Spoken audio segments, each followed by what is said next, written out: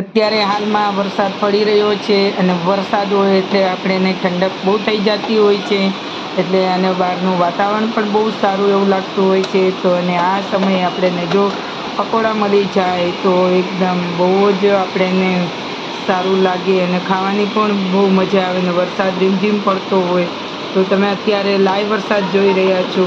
અત્યારે અમારે ત્યાં વરસાદ ખૂબ પડી રહ્યો છે. તો ચાલો બનાવીએ. એના માટે આપણે પનીર પકોડા. તો પકોડા તો તમે ઘણા બધા ખાધા હશે, તમે બેસનના, મરચાંના, કોઈ પણ તમે દાળના. તો આજે આપણે બનાવીશું પનીર પકોડા. પનીર પકોડા પણ કોઈ પણ પકોડા હોય તો તમને ખાવાની ખૂબ મજા આવે છે. તો અહીંયા આપણે 250 ગ્રામ પનીર લઈ લીધું છે અને પનીરને આપણે આ રીતે સ્લાઇસમાં આપણે કટ કરી લઈશું. તમે જોઈ શકો છો તો હું અહીંયા લાંબી એવી સ્લાઇસમાં કટિંગ કરી લઉં છું. તો પનીરને તમે ચાહો તો ટુકડા પણ કરી શકો છો, તમે નાના નાના એના પીસીસ કરીને પણ તમે બનાવી શકો. તો અહીંયા આપણે આ રીતે લાંબી એવી પટ્ટીમાં આપણે પનીર કાપી લીધા છે અને હવે એની અંદર આપણે મસાલા કરીશું. તો મસાલામાં લાલ મરચું પાવડર લઈ લીધું છે અને ધાણા જીરું પાવડર આપણે લઈ લીધું છે અને આ સાથે બીજા પણ મસાલામાં આપણે લઈ લઈશું. અહીંયા મેં ચાટ મસાલો પાવડર લઈ લીધો છે અને સાથે લઈ લઈશું મરી પાવડર લઈ લઈશું અને બીજો આપણે અહીંયા કાળો નમક એટલે સંચળ પાવડર લઈ લીધો છે અને સાથે આપણે પનીર હોય એટલે પનીર મસાલો અહીંયા આપણે લઈ લઈશું. તો મેં અહીંયા પનીર મસાલો એટલે કે ગરમ મસાલો પનીરનો લઈ લીધો છે અને હવે આપણે એમાં ઉમેરીશું સ્વાદ અનુસાર મીઠું તમારે ઉમેરવું, મીઠું તમારે જોઈને જ ઉમેરવું અને અંદર ઉમેરી દઈશું 1 ચમચી લસણની પેસ્ટ. તમે લસણ ન ખાતા હોય તો તમે સ્કીપ પણ કરી શકો છો. તો અહીંયા આપણે મેરિનેટ કરી દીધા છે આપણે પનીરને. તો પનીર પીસીસ સરસ. તો ચાલો પનીરના પકોડા આજે આપણે બનાવીશું. ખાવાની તો બહુ જ મજા આવે કોઈ પણ પકોડા હોય એટલે તમે અને ચાલો પકોડા બનાવવા માટે અહીંયા આપણે એની સ્લરી બનાવી લઈશું. સ્લરી બનાવવા માટે અહીંયા મેં કોર્નફ્લોર લીધો છે. તમે કોર્નફ્લોરની જગ્યાએ તમે મેંદો પણ લઈ શકો છો, તમે કોઈ પણ તમે બેસન પણ લઈ શકો છો. તો અહીંયા આપણે કોર્નફ્લોર લીધો છે. મેં 2-3 ચમચી જેટલો લઈ લીધો છે. એની અંદર આપણે કાળા મરીનો પાવડર થોડો લઈ લઈશું, સાથે થોડી કલોંજી લઈ લઈશું.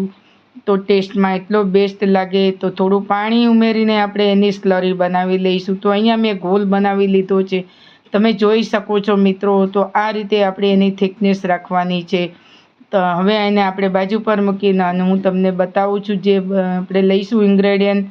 તો હવે આપણે સ્લરીને એક બાજુ મૂકી અહીંયા આપણે મેં બ્રેડ સ્ક્રમ્બ લઈ લીધા છે. જે આપણે બ્રેડ લાવતા હોય છે એને જે સુકાઈ જતી હોય છે એનો બ્રેડ સ્ક્રમ્બ બનાવી દીધા છે. અને હવે આપણે પનીર જે મેરિનેટ કરેલા પનીર પણ લઈ લઈશું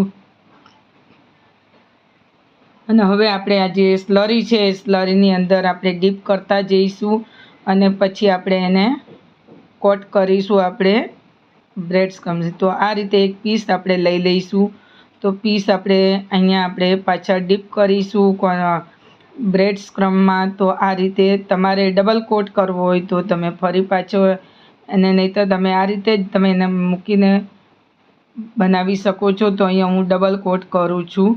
તો આ રીતે આપણે ડબલ કોટ કરીને પણ એને બ્રેડ સ્ક્રમ્બ લગાવી શકો છો એટલે પકોડા તો ખાવામાં એકદમ સરસ બને અને થોડા મોટા એવા થાય.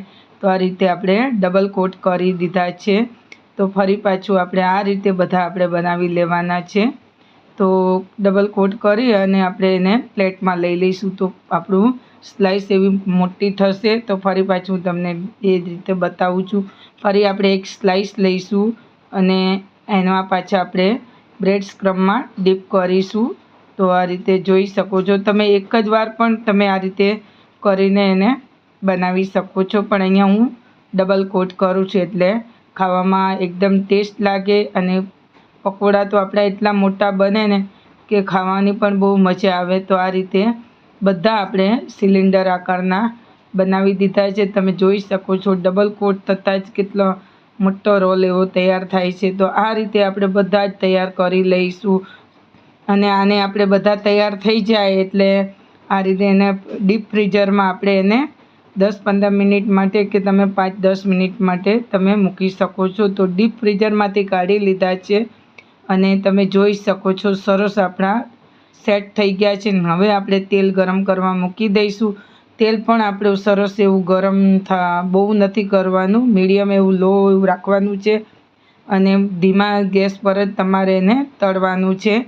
ગેસ બહુ ફાસ્ટ નહીં રાખવો, નહીંતર તમારા પનીર પકોડા બળી શકે છે અને તમારે એને ધીમે ધીમે જ ફ્રાય કરવાના છે. તો જોઈ શકો છો થોડો હલકો એવો આપણો બ્રાઉન રંગ થઈ ગયો છે. તો આ રીતે એને આપણે ધીમા ગેસ પર એના ધીમા તેલ પર આપણે ફ્રાય કરીશું અને મેં જેટલા આવે એટલા પકોડા અંદર ઉમેરી દીધા છે.